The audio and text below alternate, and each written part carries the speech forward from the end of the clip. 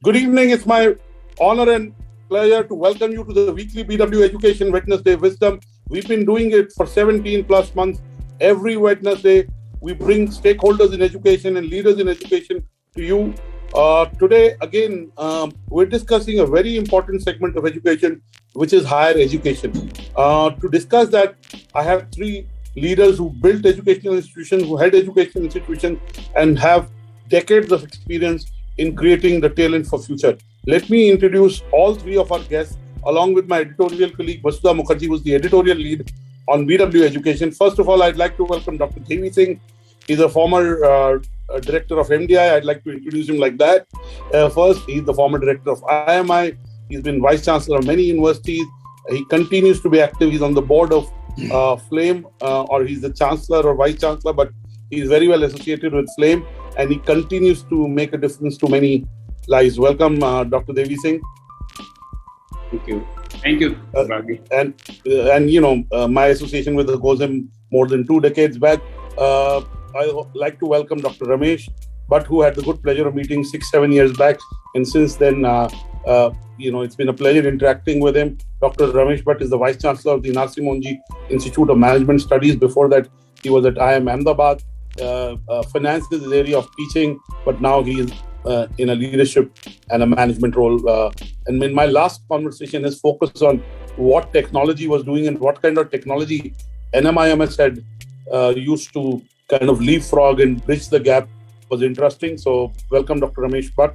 He writes prolifically, and he's written many pieces for BW Education and BW Business World. Thank you so much. Last but not the least, thank you very much. Pleasure is all mine. Last but not the least, let me welcome Dr. Madhu Chitkara. She's the Pro Vice Chancellor of the Chitkara University.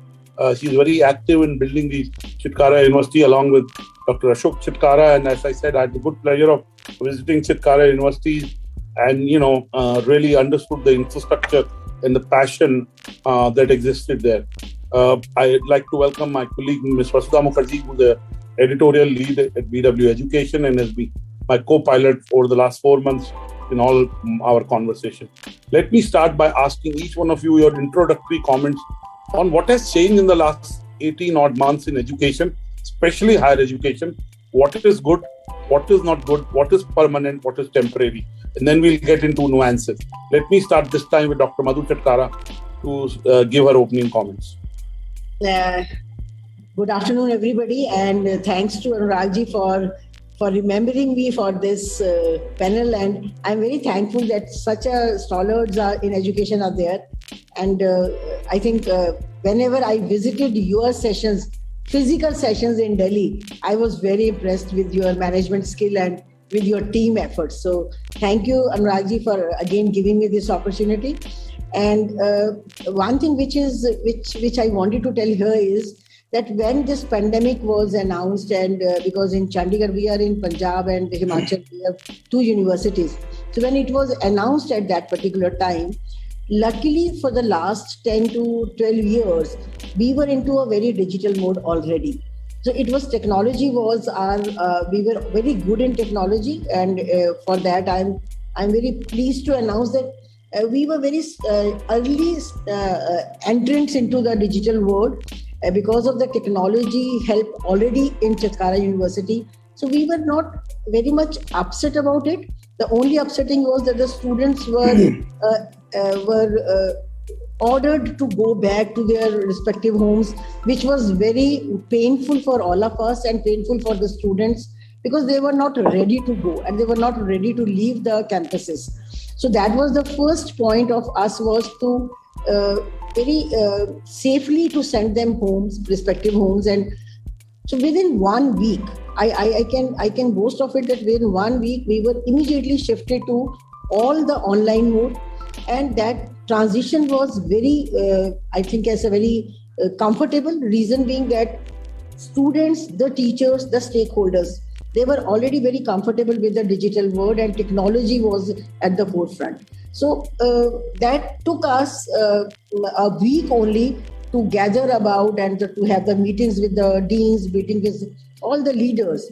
So what we started, when that was a strategy we took, the people who were not of my age and they were very good in technology, we said that you should be the back stage. What do, you start preparing the notes, preparing your lecture notes for the others who will be in the front. So the front faces were the leading from the front were the people who were good in technology, and since they were at their homes, so technology was given to them. If somebody was having not very comfortable with the technology, so we supported them. So everything was done in a week, and I think we were very comfortable in doing that. Still, we are doing it and don't know that God's grace how much time it will take, and we will be into the normal mode. So I think that was our Madhuji, what I'd like to know from you when I come back to you is, maybe I'm a little old-fashioned. I know I'm younger than all of you, except Vasudha. I believe education is about on-campus education. Yes. Education is about real-life skills. Yes. It's about interaction with the students. And I must tell you that I'm on the board of my alma mater, MDI, and I can say that students reached out to me a month back and said, we want you to impress upon the management to open the institute. We want physical classes. This is students asking me. Yes. So clearly they also believe in what they learn in a classroom setting, in a traditional classroom setting, is much more. So I want to come to aspects, what has changed and what is good and what is not good. But at this point, let me bring in Dr. Devi Singh. He's been part of leading many institutions, building a couple of initiatives in education from scratch. Dr. Devi Singh, your opening comments. Well, what as Dr. Chikara was saying, digital interface, everybody switched on online overnight. That happened. But the experience in the last 1 year, to say the least, has been mixed. One thing that has this experience has reinforced is that knowledge was always available and could be accessed online, and it is free. And therefore, to some extent, knowledge has been commoditized, up to a level. And therefore, institutions also have been able to reach out to larger groups and introduce other short-term programs, etc. But what is not going to change and what is still fundamental is that given the fact that, as you said, that the education is about experiences on campus, learning from each other, learning from your teachers, and the learning that happens through student interface and engagement is something that cannot be replicated online, and that's why I said the experience has been mixed. But what is important is in the years to come, the institutions will have to reorganize because if you're going to only provide content, and if you're only going to give some information and trying to give them little solutions here and there, give them a little accounting problem or a finance problem and make them solve it, I think that's not going to excite students anymore, because students are going to now, they know that they can access knowledge very easily, and they can also reach out to your own notes and, stuff available at the institution level. I think a greater engagement with students, a greater, and change in what you teach and how you teach in terms of, moving away from content information to more to the context, to the, problem solving and, raising issues and discussions. And I think what is going to sustain is a more in-depth research-based kind of, inputs, so it will be a less of, that sage on the stage kind of a methodology in the years to come. It will be more like engaging deeply with the students and trying to, help them to go deeper into some of the areas and do a little more research-based kind of work, while on campus in small groups with teachers and all of that. So I think education is going to be, nothing is going to change fundamentally, but education is going to become more broad-based because these narrow perspectives is what I think has been questioned in the last 1 year, because we all got rattled. We don't know how to handle. Companies don't know how to really reorganize. They don't know how to work on a new business model. They don't know, how to, get reskill people. So, all of these challenges have suddenly forced the institution also to rethink. And I will come back to some of this, but I very, very strongly feel that institution will have to go on the drawing board and rework, what they do and how they do it. And they'll have to do it much better than they were doing it before, because this window of going online, doing courses, collecting individual credits, acquiring skills has been reinforced. People know that it can be done, and I'm okay. I lose on the academic, I lose on the experience part of it. As far as the cognitive part is concerned, I can still acquire knowledge. So I'll come back to some of those issues, but I personally feel, I think we are at that stage where we'll have to rework our own model and what we do in the higher education. Thank you, Dr. Devi Singh. What I'd like to understand from you is, why are the valuation of edutech companies so high? If the traditional method of education is going to stay, I understand the learning cycles are getting shorter, reskilling needs to be done, and hence there will be a need of additional skills. But this seems to be out of whack. So I'll want you to come back to that. Let me bring in Dr. Ramesh Bhatt for the opening comments, and for the second round, I'll start with Dr. Ramesh Bhatt. But for now, Dr. Ramesh Bhatt, what has changed in the conversation? We did a conversation, Dr. Bhatt, almost a year back. Exactly. And you talked about how technological tools, you gave us the name. Yeah. What has been your experience in the last 1 year of running NMIMS in a COVID situation, getting 2 batches admitted, getting 2 batches placed? You've seen 2 cycles of these. Give us here really authentic, honest observations. Yeah. Well, thank you, Anurag. And it is, I think, exactly after 1 year, I'm just coming back and discussing with you in the same forum. I think if I say that the significance of the education has profoundly increased in a significant manner, in the particularly the realization of that coming to us, to all of us, is something very important. But what has happened, if I may say that, if somebody says, of course, last time when I came, at that time we had just started the COVID experience, and we were struggling with the shift from the in-person to the online class, and I had discussed at length the kind of transition and what it took for us to change. And we certainly, as Madhuji was saying, that we changed it very rapidly and adapted to the new technology very fast. But I think if we say that we did not miss anything, I think it would be wrong, actually. We, I think, have missed quite a bit, actually, in the process, frankly speaking, in terms of, as Dr. Devi Singh was mentioning, that ultimately learning and education is happens in a most social interaction environments than sitting secluded in somewhere and listening to the podcasts or listening to the online classes. I think that part certainly has been one pain point, actually. And as I think you also mentioned, that students have been always telling us that when we can come on the campus, actually, it has been the constant demand. From and part of it is education and part of it is the campus life. Yes, let's also not say it's just the education. Exactly. It's a bit of both. It's a bit of both, actually.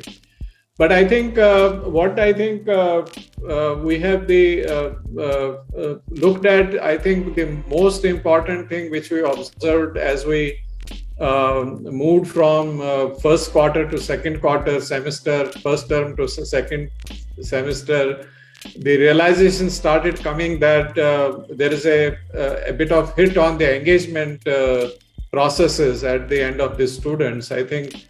And then I think it was another cycle of relearning that if you are going to have the online classes, that how do you make sure the engagement process and engagement of the students are going to remain at a very high level. So we adopted certain methods in terms of using the technology itself to make sure that the engagement levels remain at a very high level.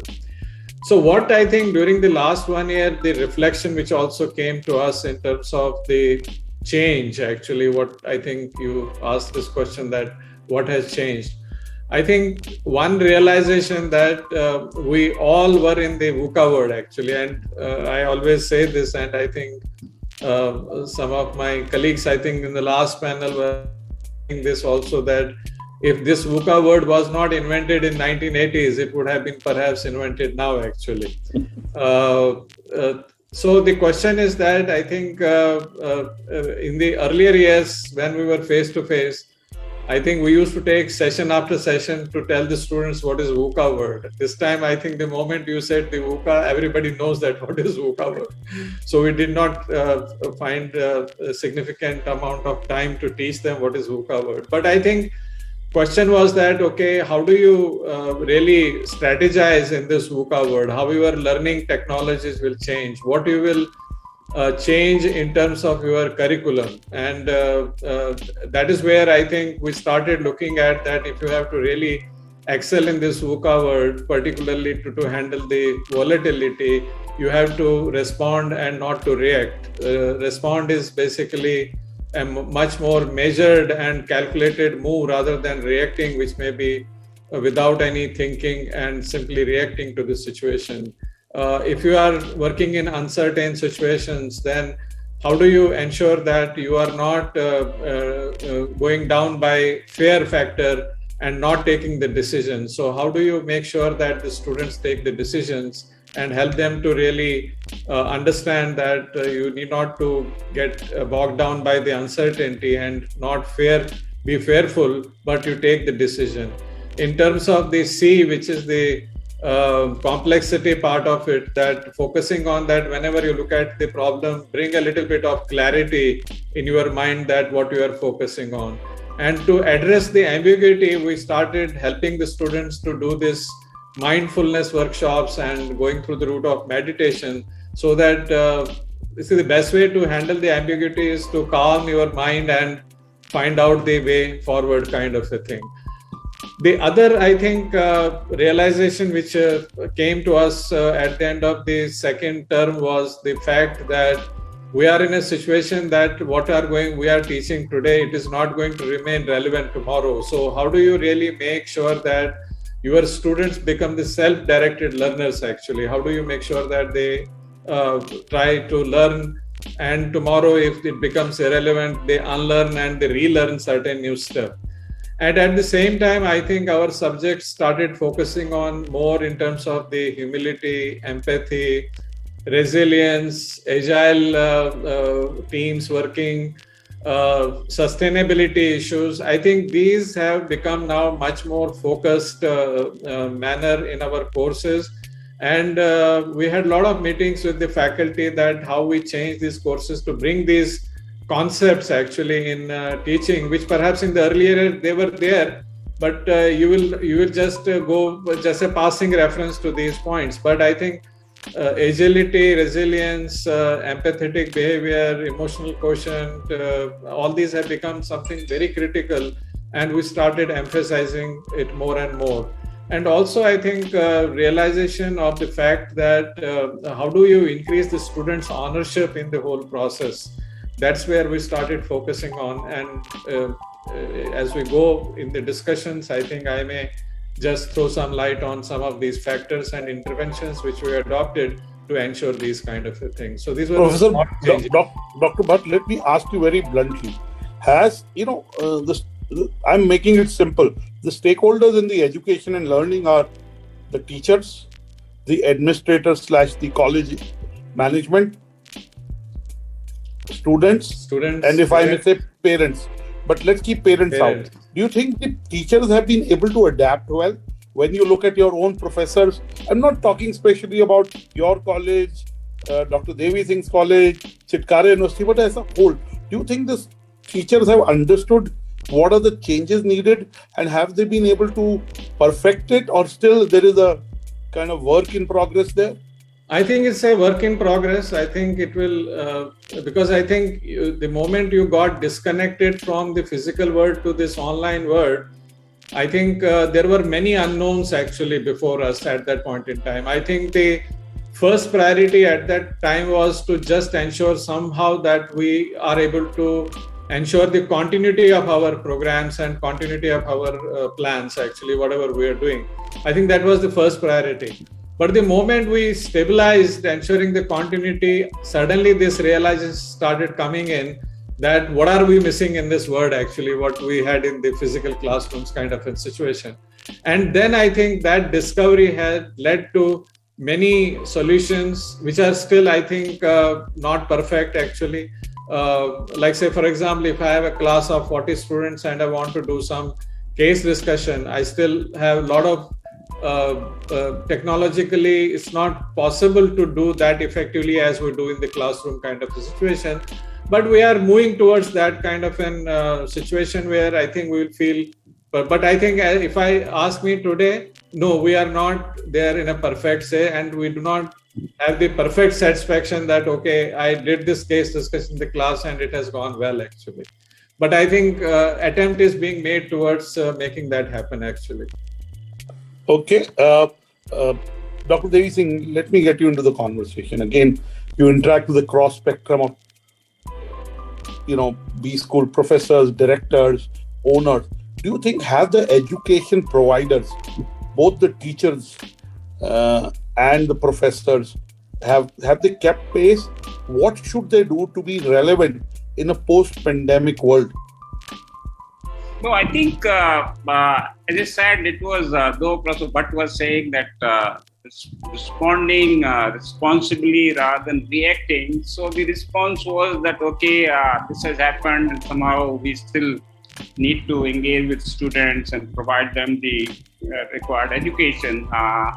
And like that flame, we trained our teachers, there's a lot of workshops took place. And the second thing we did was that, we changed the way we evaluate our students. So I think it was more, the work was, as I said, more through submissions, research papers, the projects, and of course, ensuring that they do a fair job out of it. And like you said, the students are in touch with you in MDI and want to come back on campus. Same is the case across campuses, We have been trying to get students in Pune on campus for a long time, but it hasn't happened for one reason or the other.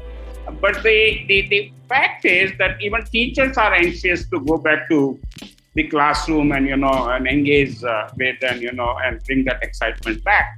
But when it comes to being prepared, nobody was prepared. Are they ready right now? I think there's a long way to go, because teachers will have to, as I said, we have been used to, apart from the business programs, here we can claim that there is being engaged with students a little more, interactive, a little more than in other programs. And I think, to say the least, at best it has been, at a surface level. And I think we need to, and we have been more focused on, delivering more courses, dealing with credits, meeting those requirements, and, doing 30 sessions in a course and covering 25 topics, etc. I think that whole thinking has to change now. And, I've been working with some of the schools, and I've been trying to, so I've suggested a matrix of 5x3 and a 50-50 rule. And it was a response to this pandemic. 5x3 means that let's identify 5 major themes that we want to hammer in a course and go deeper into that without worrying that I have to really cover 25 topics. And, because in a course, everything is linked. So 5 major themes, and let's raise 3 fundamental questions, in terms of what is that we want to get out of this course, and what is the outcome that we are looking at in terms of not 7 or 8 outcomes. I'm looking at 3 fundamental questions that I want to answer. And the second thing we said was, okay, let's focus on 50-50, that if the class is 70 minutes, you will not talk for more than 30 minutes in the class. And the remaining 35 minutes, you will engage deeply with students and it will be all their turn. So the learning has to be effectively shifted back to the learner, and you have to really facilitate, in the real sense of the term, and help them to, become, what you call, because learning is a lifelong paradigm now. You know that the life expectancy is increasing, working life is increasing, and I think that learning needs a different levels in your life are going to change. So I think there's going to be a group of people now, and US, etc., the schools are looking at very seriously that people 50 plus or 60 plus who have retired, they want to enroll for certain programs, they want to acquire some new knowledge, they want to acquire some new skills. So how do you address that? Similarly, women, as a major, the force in terms of the their purchasing. Yeah, there are, just to build, for women, there are two factors. One, they can work from home. Second, they can also learn from home. So they don't need to leave their homes if they have family. So I think all of these will have to adapt. So what is, like let me tell you, there was this symposium that happened at Wharton some time back, and Jagmohan Raju, who's in India, and he's a associate dean for the executive programs. He invited some 25, 30 deans, and they debated and what is this online going to do to higher education and how we are going to reorganize them. So the agreement was 4 or 5 things, and I will just mention those. They say that education is going to be democratized now because you can everybody can have access. And you will be also able to reach, like Wharton has done away with the first year course program, because the MBA has become very expensive. So you can acquire some of the credits and you can qualify and come and register in the second year. Okay. So, and also the issue that bundled degree programs, what says, individual portfolio of credentials and skills, because this bundled program is something that I think it to some extent is going to be challenged in the years to come. And as you said, the edutech companies, B2B market is what I think is going to grow, where universities are going to work with industry, to kind of make up for the gap in knowledge and skill in some of the areas, because we can't, like, everybody is trying to offer a fintech program, right now. I mean, we know nothing about fintech, It's only people who have done something, in the industry and have the experience, they alone can help us. And also the hybrid is going to stay there, the technology enabled and in classroom instruction. So the conclusion was that online, flexible, micro-credentialed, global, and interdisciplinary. And that is going to be the kind of the nature of higher education. Is not true only for management and technology, it's true virtually for all, because liberal arts schools and, undergrad degrees in liberal arts were always interdisciplinary, have always been interdisciplinary. And they have, when you look at flexible, and now the online is coming. And of course, the global is something that we can't ignore. So I think our schools have to still do a great deal of work when it comes to global part, because there are 3 mega trends right now. If you look at globalization, technology, and demographic change. Am I right? Globally, these are the 3 big fundamental things. So you need workforce which will be flexible, adaptable, and resilient. And you can't simply, teach them that, I will teach a course in technology 1, or I will teach a course in finance 1. You need to create a broad-based curriculum and try to do the kind of things beyond and in the classroom and between the students. So I think it's a new ecosystem, and Indian universities cannot be far behind doing that. Thank you so much, Dr.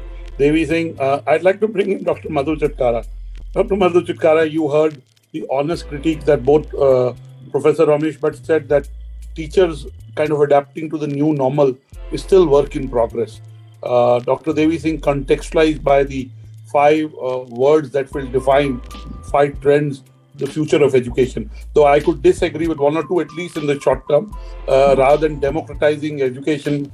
Actually, the pandemic has created a bigger divide, not so much in higher education, but in K-12, because I agree, but this was the Wharton.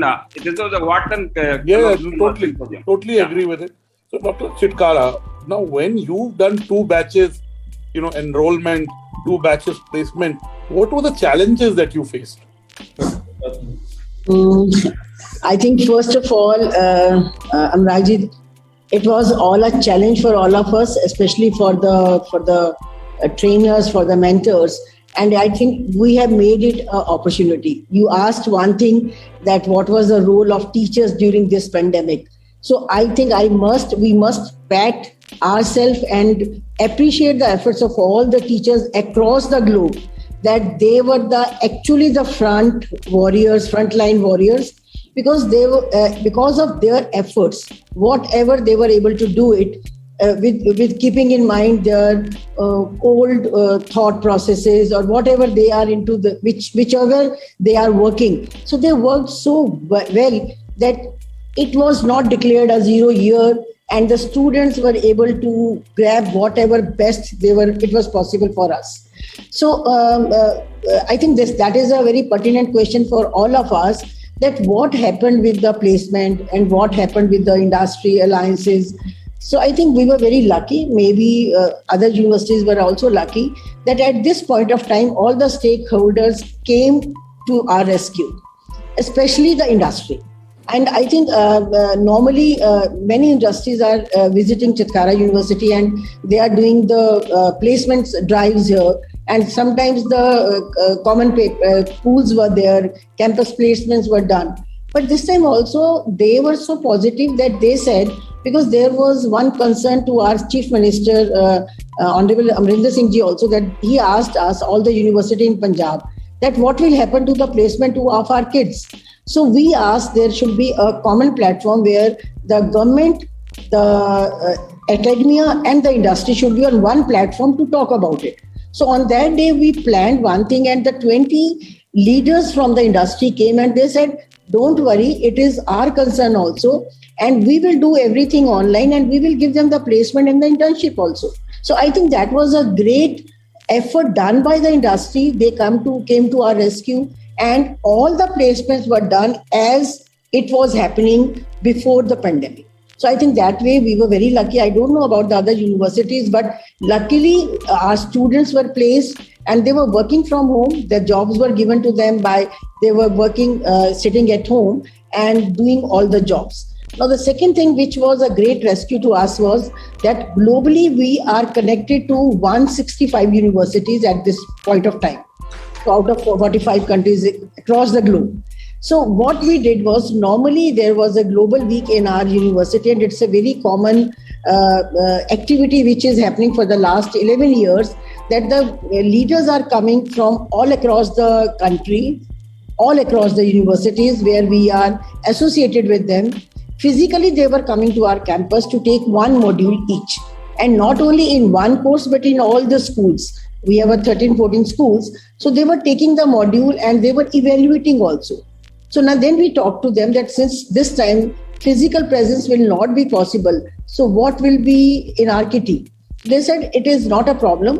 So they did, sitting there in their university, and the same thing was happening. Same modules were done. Our students appreciated that and they enjoyed also. The second thing was this, that where we were not lagging behind, but the only thing which we all have missed, and I think if you see the education, it's not only teacher and taught interaction, or it's not only the content or the curriculum to be given to the students. They not only learn in the classroom, but 70% of the learning comes when they are socially connected to each other in canteens, in the playgrounds, or sitting with them, or taking food together.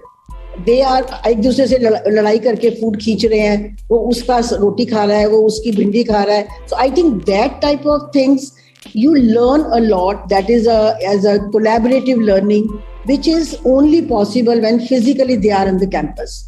And every day we are getting the telephone calls that please we want to come. So I think in a whole of my life of education for the last 45 years, first time in my knowledge, students are saying that we want to come back to the campus. Normally they were saying that please allow us to go out of the gates. Now they are saying please we want to come back. It means now they also want a physical thing, and for that what we did, we have a mentoring system very strong, and Rajji, very strong mentoring system. 1:15 ratio is given, so one teacher has got mentoring of 15 students. So during these lockdown periods, the only concern was that they were not mentally stable, because of the student of age of 18 to 22 years of age sitting at home with the parents, which they have never experienced. Parents have also not experienced that their wards are sitting with them. So there was a lot of fight with mothers and especially the girls. You are sitting at home, do something in kitchen or try to learn something. So what we did was that starting mentoring the students and just making them mentally, not the physically, but the mentally balanced attitude. So I think that was a concern for all my professors here, that how to make them comfortable, how to make them so emotional quotient was very important at this point of time. IQ was okay. They can learn on their own also, as I think other speakers were saying, that we have EdTech facilities. Now we have Coursera, we have edX, we have different platforms where students can learn at their own. But what about the emotional quotient? So that was required, and that was a responsibility of our mentors to give them that feeling that no, okay, we are with you whenever you are finding any time. So we have many examples where they come up with the questions that we are feeling upset, this is a problem, and sometimes they have reached to the stage where they will do anything harm to them. So that was our concern in this point of time, that we have to make them very, very comfortable during this pandemic time. I think that was our concern. And only one if I have 1 minute, I will say that then the next challenge was the evaluation. So how to evaluate them? Because we can't do the evaluation as we were doing previously with the offline classes when they were physically there. So then we with them the trainings. There were training sessions for all our evaluators, whether that was formative evaluation or summative evaluation. So we did, taking in account the Bloom's taxonomy. So all the verticals of Bloom's taxonomy, we tried to tell them that make the questions according to that. So if you are making a multiple choice question, there should be a strong distractor where you should be able to understand that the students are not able to go to any of the sites and seeing the result and just putting the answer in it. So I think those were the challenges which at Chitkara University we are able to achieve 90% of them, but 10% still we are at a learning stage. We ourselves are at a learning stage. Thank you so much. Yes. At this point, let me bring in Vasudha into the conversation. Vasudha, you and the three stalwarts from education. Thank you so much, Dr. Batra.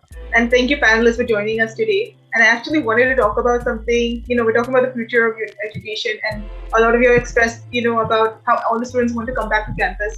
And right now, there is a lot of push to also reopen schools and reopen campuses. Dr. Guleria has made multiple statements about this. And I know it's a little bit different for universities because 18 plus people are getting vaccinated. But on that account, I would like to ask each and every one of you, how do you feel about reopening campuses? Because even though we want the students back, there still is obviously a threat out there. And ultimately, you will have to carry the responsibility of ensuring the security. And that's a lot of responsibility to take on as an institution. Can we start with Dr. Ramesh Bhatt? Yeah, I think we just last week reviewed this situation, when we should be opening up, and as part of the preparation towards that, we had the first review of the how many students have been already vaccinated, and our results tell us that by the middle of September, 70% of the students will be vaccinated. So most probably, I think if all goes well and this third wave, which we're talking about, if it does not happen, we will be opening up the campus partially in the month of October And I think it is going to be certainly in the blended format, because we do not expect 100% students to come to the campus because our students come from the different geographical regions of India. And I think the 30% of the students will still be not completely vaccinated. So my reasonable forecast based on the assumptions that third wave does not happen, probably we are going to, by the grace of God, if everything goes well, I think the first week of October we should be open with the students. To begin with, I think it will be the postgraduate students, which constitute about 40% of the students on our campus. And then as we will see that how it goes, and then I think we'll be opening to the undergraduate students. All right, thank you, Dr. Cliff. And I think you made a good point about also having students from different geographical areas, because most people have moved back to their hometowns. So coming back not only means going to university, but also finding accommodations, which is another issue that everyone needs to deal with. And that's not just for the university, that also has to do with how much of the area around you is open and taking in people. Dr. Devi Singh, what kind of precautions or what kind of methods have you put into place for you? Well, I think the last time when schools were open partially and some institutions opened up, I think the parents were very concerned about the safety and security of their wards. And so vaccination and all the protocols, of course, will have to be in place, and we'll have to take in fact, we were even thinking of doing it last year by creating a bubble, and because ours is a 100% residential program, so and it's a very different. See, there are students who are in second year and they haven't even seen the campus, and because it's a liberal, education program, I think everything happens on the campus. Everybody lives there, and it's a 24/7 kind of in a kind of a structure where people work on different projects and different areas. So I think we're very keen that we should open, but I think one is that when the government gives that signal, because the Maharashtra government has not even come out with the guidelines as far as opening up these universities and schools are concerned. Some of the other state governments have already declared that we can start with 50% or limited capacity. So I think it's essential that students do come back to campus. When October sounds, as Rameshji was saying, October sounds a reasonable timeline, but I think a lot of it will depend on we are right now having 40,000 cases every day, and I hope it does not increase, because more than the numbers, I think the panic that it sets in, and the talk about the new virus, the new variant, etc. So it scares people, it is, it is more contagious and it is spreading fast and multiplies. So I think some of these apprehensions and fears will have to be settled, in the minds of parents more than in the minds of the students. And of course, we will also have to give them the option that everybody doesn't have to come to the campus, some you like it or not, even if it is a 100% residential program. I haven't discussed with the people there, but I'm sure there could be still some parents who may not like to send their kids unless they feel, 100% assured about things. So blended. Right, because blended, geography becomes important again, because so blended will be important, and Maharashtra certainly is an issue right now. So I think that. And even UP, I think they're still not allowed it. So, and UP, even the weekend lockdown still continues. So I think even in Haryana. Haryana, So I think that clarity in terms of the confidence, once that confidence comes, then only these things will start. But I think there's no option but to bring students back to campuses, because the real, I don't want to use the real excitement of learning and education is on campus, and especially if it is a residential program. Right. And again, like the geography becomes so important again, because it's like, where is the university, where are the students coming from? Because you don't want someone. Absolutely. It's much more complicated than just saying. It is complicated right now because nobody. It sounds like you do want to open them, but ultimately it's not something that you're going to push for, just because it would be a great learning experience, because health will always take priority. Dr. Chitkara, you've spoken about how you guys were already sort of ready technologically for this distance learning program. So are you also, is reopening the campuses something that's like very high on your priority list, or are you guys also taking it easy since the system is more or less working? Because we have two universities in Himachal and Punjab. So Himachal we were planning to call the students on 17th of this month, but they have already said that 21st till 21st the students can't come to the campuses. So Himachal is gone. So now Punjab, what we have done is this nursing students are already coming, because it was a mandate for them to work for the clinical thing. So the nursing students in both the campuses, they are already coming for the last 2 months, and we are making sure that they should be very safe and try to follow all the norms, and they are doing it. So luckily, touch wood, that they all are safe till today.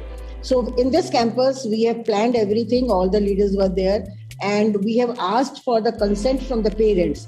They have already given the consent, and all of them, those who have done the first vaccination, and they have a certificate with them. So they have on our ERP, they have installed those. So they are coming to the campus shift wise. So we are calling only one course which is you can say practical based course, for example, pharmacy, for example, where the practicals or the skills are involved. So we are calling one by one each course. So from 17th onwards of this month, the students are coming to the campuses. Let us hope for the best, that everything will be fine and we will be able to do in bits. So what we can do is that some of the students will be coming, and that will be the blended mode, some online classes, some offline classes. So it will work, I think, for another 1 to 2 months. And after 2 months, I think, if all goes well, we all will be very regular in the students coming to the campuses.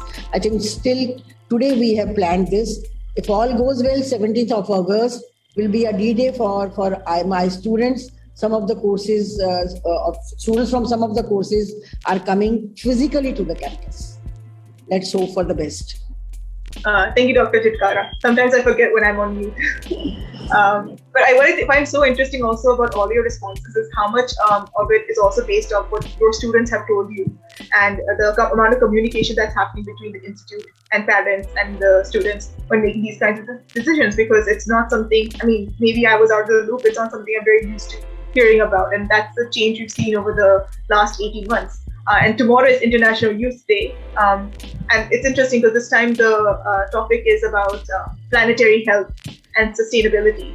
And we're all talking about technology and introducing new tech skills. But I wanted to ask, how has your courses changed over this time? And is it just tech-based, or have you actually also thought about some sustainability-related, planetary health-related topics to be introduced as skill-based learning in your university programs? We can start with Dr. Devi Singh this time. It's me? Yes, please. Yeah, okay. I think it's a very important question, because responding to pandemic and going online was one kind of response, but also what else have we done in terms of the content and the courses and the programs? We all realize that the focus of higher education, especially in management, has been more on hard skills and look for the right answers. And, even when we discuss cases, unless you really have a very good case teacher, there's always this anxiety to find the right answer, and what should be the right decision. And you set a criteria, and then you say, well, that this is better than the others. But I think this pandemic has taught us that, look, we need to look at issues beyond hard skills. And few things, it's like more going back to the preschool kind of a classroom, where children move from one project to the field, playing field, to negotiating certain things. I think we need to be more aware and bring in, and we have done it in some of our programs. Where you need to highlight this whole issue that we talked about resilience and how to handle crisis, etc. apart. But I think more focus on the leadership skills, the organizational reality, transferable skills, that people are looking at what kind of new skills that you require, critical, creative, integrative kind of thinking, interdisciplinary approach. I think claim everything is interdisciplinary anyway. And as I said, more than that, the cultural intelligence in terms of, things happen differently in different ways. There are certain universal things and there are certain purely contextual, So every state handled the pandemic in a very different way. Okay, and a lot of them were lauded for their approach. Okay, some took the hard, hitting approach, and some took this soft approach, and it still worked. And one model was, kind of appreciated, and the other time the other model was appreciated. So the point is that, one size fits all is not something that works, and I think this is what has been the biggest, realization in this pandemic, that you need to also, as I said, you'll have to make it more flexible and individualized, because also everybody doesn't learn the same way. Everybody doesn't. You cannot have a bouquet of courses and say, okay, you have to do this and you have to do that. And I think that flexibility, allowing people the based on who they are and what they want to do, I think that kind of flexibility, and I think our new education policy does talk about it, all of these things, but I don't think we still have a clue in terms of how we are going to do it. But I think the institutions really should, learn all the lessons, from the last 1 year, because everything has been questioned that was traditional, and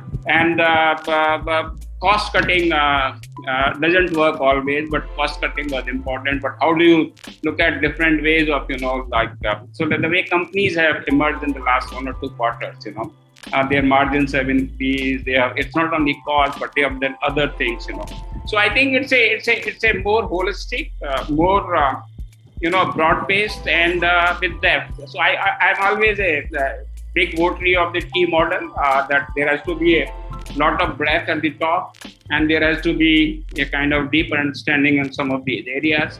And I think that is the direction to take, rather than the siloed and structured 2 week, like 120 credits, 3 years, and and teach. I think it has to change, and we have changed quite a bit, but a long way to go.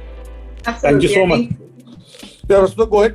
I was saying flexibility is definitely one of the biggest lessons we've gotten from the last year, and it's something that we have to learn and also teach, and somehow always be on top of what's the next big thing that's coming in. Dr. Batra, you were saying. My last question to all of you, because we are at 5:23 rather. I'd start with Dr. Ramesh, but go to Dr. Devi Singh and then come to Dr. Madhu Chitkara. And Vasudha, then you can ask your last. What is the future of higher education, in the sense, what are your top 3 predictions for the next 12 to 18 months? I'm not talking 60 months, 10 years. I'm talking next 12 to 18 months, because we don't have the visibility beyond that. Again, we can't imagine the future. There are mega trends that are manifesting, but there may be new things that come around. And I definitely want to comment on what do you think about edutech companies and their super high valuations? The latest cover of BW Business World has looked at the IPO boom, and the valuations don't make sense. Again, a lot of people will tell you it is about consumer tech, it's about the future. Amazon 20 years back was like this, but Amazon had path to profitability. So I want 3 predictions for the future for the higher education segment. Dr. Bhatt? I think my 3 predictions would be that the future of education is going to be blended. which will be heavily guided by the students' on learning pace actually. And it is certainly going to be blended. You can't have the 100% in classroom situations. In fact, when we started online courses, every professor kept on asking that what we are missing in the online classes. And recently, when we have started planning for the in-person classes, they have started wondering that what will they miss actually when they go in-person classes from the on-learning. So I think that is the discussion which is, I think, going to happen. My view is that I think in the next 3-4 years, actually, 60% of the teaching which is currently happening will shift to the online blended kind of an virtual online kind of a thing. Only the courses and the skills which will be heavily embedded in the feedback system, like how to negotiate, how to structure, how to think, how to plan, how to create. These are the kind of courses which will move to the in-person classes. Rest all is going to move to the something online, virtual, which is going to be there. My second prediction is that I think there will be a lot of impact on the behaviors and the social skills of the students. I think we have to, particularly the 2 years which we will lose in terms of that, we have to do something about that in terms of focusing on the social skills and social behaviors of the students, even wise students. But I also think that there are a lot of challenges coming up even at family level, even at a staff level actually, because when they are coming out of this pandemic, so one needs to do that. I think there will be in next 1 year or so, there will be a new code of conduct for learning in the blended format, which I think will get discussed, finalized. I think people will start talking about the health impacts of this pandemic, as well as the remaining in isolation for quite some time. So those will be discussed actually. So these are the next, I think, 12 months kind of in prediction. Last time, I think I had predicted that in next 10 years time, we are all going to move to the cloud actually. So I still see the next university will be on the cloud. Clouds, right? 10 university on the cloud. Yeah, being in Chandigarh and Himachal, with this game, you are the only university on cloud. With robo teachers and with AVRs and with smart connects and with the data-driven kind of a thing. So that is the prediction for the long run. Okay, Dr. Devi Singh, your top prediction. Yeah, well, I think it's future is the way we look at education, and future will be so different than what it has been in the past. One way to look at it is that there will be a trend towards unbundling of these degrees. Not very structured kind of degree programs, but I think it was already there in some parts of the world. But I think this trend will,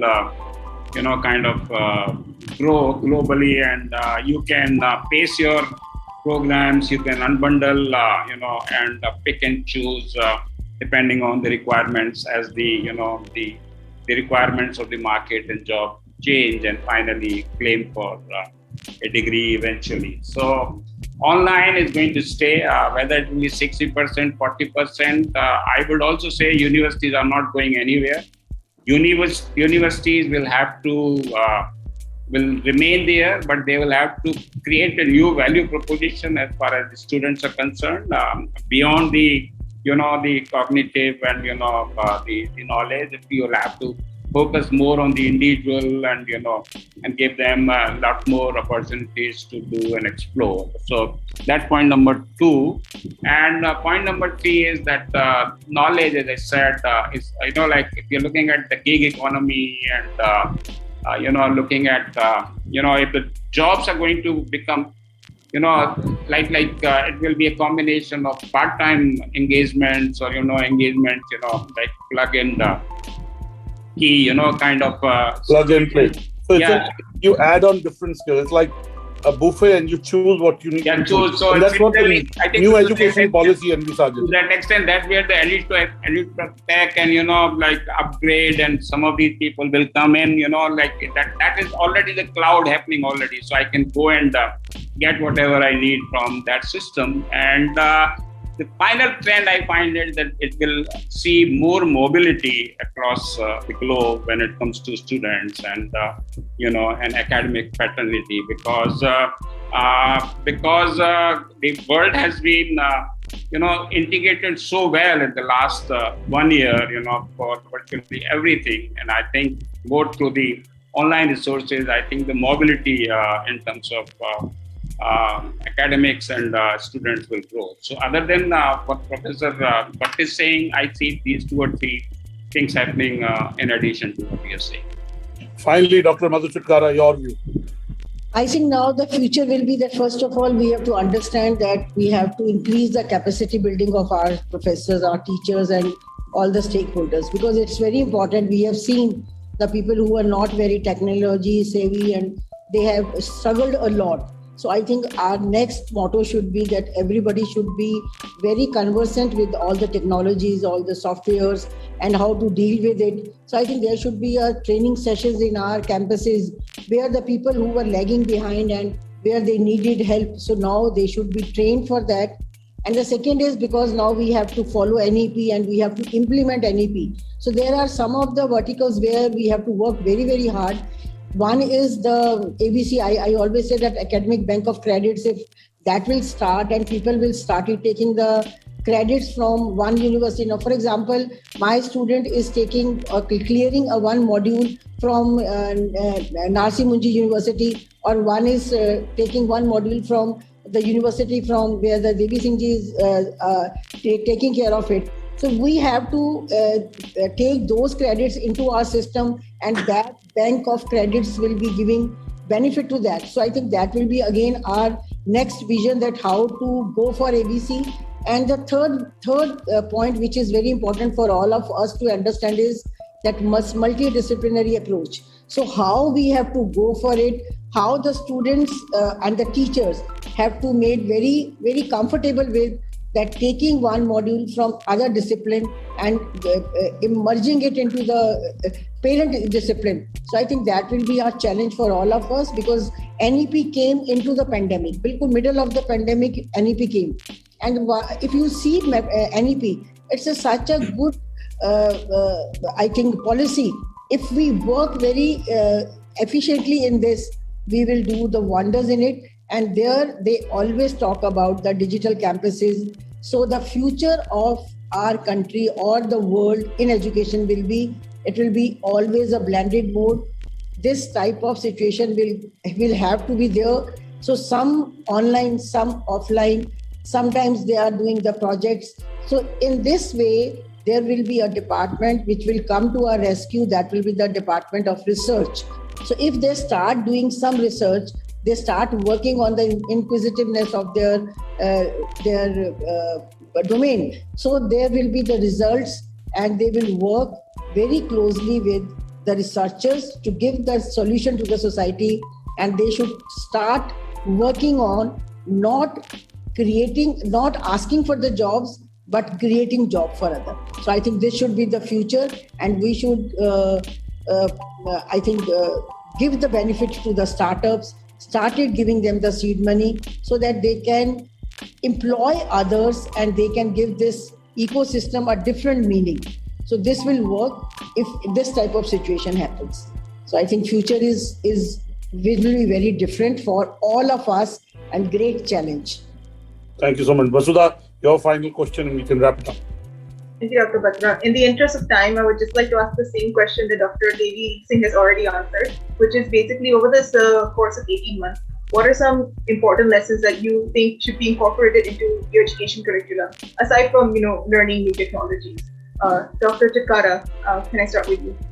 So I think I already mentioned that there will be different, you can change your curriculum according to the need, and in which I think AI will be the main point of contest for everybody. So artificial intelligence has to be part of it, and how we are going to put some things into the curriculum which is of interest to everybody. Maybe it is engineering, or it is architecture, or it is design, or it is hospitality. So we have to have some common curriculum in all the things where they can be very comfortable in online mode of this. Now, for example, the simulated labs have to be created if this type of situation exists. Reason being that we were finding some problems in pharmacy or in hospitality, where everything was skill and where they were to be in the labs for doing some practicals. So now if we work on the simulations and we invest money, the university who will be investing money in technology and the simulated labs, they will be the winners all the way. So I think this should be the change. Final word from you, sir. Yeah, so I think some of the points have been already mentioned, and they are certainly on our agenda to modify it. I think there are three important changes which are happening in the world as well as in the systems. I think the algorithmic economy is becoming very dominant. The attention economy is playing a very important role. Token economy and nudge economy is becoming a very important tool in future. So all our curriculums are and making it sure that we focus on the algorithmic economy models and processes, token economy and nudge economy processes and techniques which are there to include in the curriculum, and make sure that our students are familiar with the attention economy and the behavioral aspects of the things which are happening in the system. So these are the three, I think, things which we are focusing in our curriculum. Along with, I think I mentioned in the beginning that the topics which I think used to get passing reference in the curriculum, like humility, empathy, emotional quotient, agility, resilience, I think we have now specific modules on these topics in our curriculum, and we have strengthened these aspects as we found that I think the companies which could successfully overcome the limitations of this COVID pandemic and handle the situation well were the basically companies which were more resilient, which were more agile, which had a lot of humility, empathy in handling the people and the processes. So they have become an integral part of the curriculum. Thank you so much. God bless you. Thank you, Dr. Bhatt. Thank you, Dr. Devi Singh. Thank you, Dr. Madhu Chitkara. Thank you to all the viewers. Those of you missed watching it, watch it on the YouTube channel of BW Business World or the YouTube channel of BW Education, or read it on bweducationworld.com or read it in the next issue of BW Education. Thank you so much. We'll be back next Wednesday, and the chairman of CBSE would be engaging with us on what are the changes that have come into evaluating and how tough it was for CBSE to bring out the results. And, it has been a very difficult year. As Dr. Bhatt said, a VUCA year. That's on 18th, and on 25th, we join a former bureaucrats who joined the private sector and then has started a modern school. We will be talking to Mr. Pankaj Sudan on his vision of the school he's built in Himachal Pradesh. It's like a Gurukul, but I would say a modern Gurukul. So we'll see you every Wednesday at the BW Education Wednesday Wisdom. Thank you for tuning in. God bless you. Good evening. And thank you to you, Dr. Devi Singh, Dr. Ramesh Bhatt, and Dr. Madhu Chitkara. Thank you, Anurag. Thank you so much. And God bless you also.